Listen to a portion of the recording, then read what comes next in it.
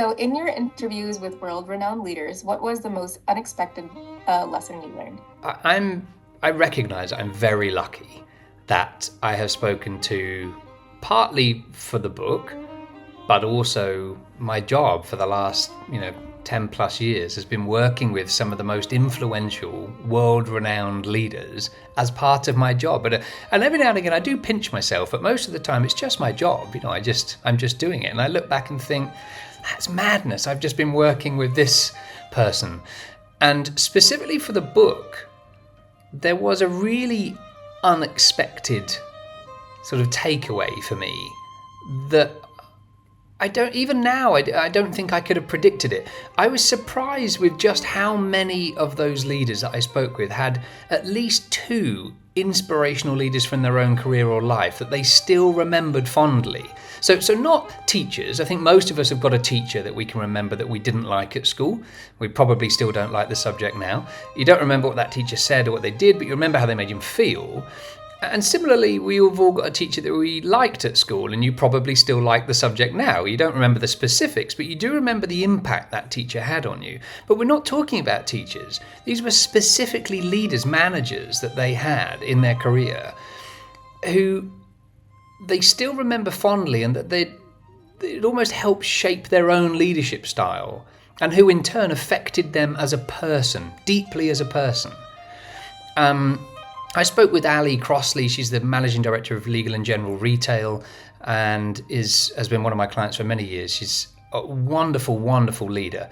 And she leads very much from what I would say from the heart. And I think we need to get much better at using that phrase, because a lot of people run to the hills when they think about, it sounds very soft and it sounds very kind of wet, or, not very powerful to say that I lead from the heart. Again, going back to one of the other questions that you asked me, we're human beings.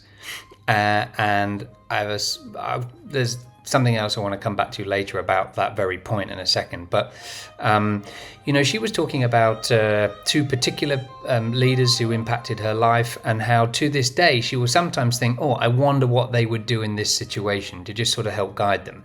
That's an incredible amount of influence. Marshall Goldsmith, the multiple number one best-selling author, voted the world's number one leadership thinker by Thinkers 50. He worked really closely with Alan Mulally, the CEO of Ford, and also Frances Hesselbein as well, who headed up the Girl Guides of America. And each of those had very specific conversations with him that impacted him for over 50 years. And everybody I spoke to in the book had these same things. Major General Timothy Hodgetts, exactly the same thing, heading up the medical division of the British Army. He's an honorary surgeon to King Charles II. He's in the book. I speak to him about some incredible things he's happened to him, like a hospital blowing up and him having to make a split decision very, very young in his management and leadership career. But all the time he's thinking about something that someone said to him, or a quote that he just can't get out of his brain.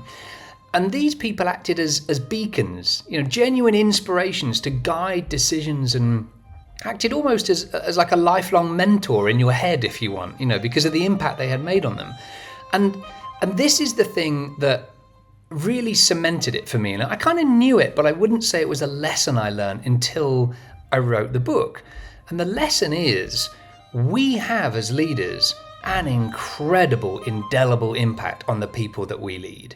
Leadership is such a responsibility that can literally change the course of someone's life, let alone their career. I spoke to Cian O'Brien, who's the managing director of Volkswagen Commercial Vehicles. I've known Cian for a long time, worked with him for many years.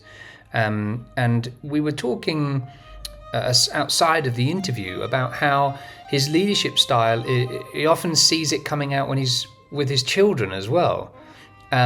Because when you are person-centered with your leadership style, it's about the human being that you have. If you're connected with your human being, then you can connect very easily with someone else's human being, because like I said before, that you both feel the same thing. There's no need to be this kind of corporate devoid robot.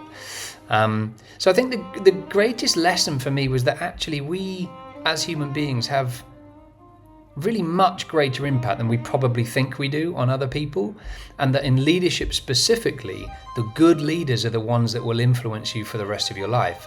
So we are to be that great leader. It's a choice you've got to make. Do you want to be the great leader, or are you knowingly going to adversely affect the future of the people in your team? Because that's what it comes down to. And I know it sounds dramatic, but think it through. What's the alternative?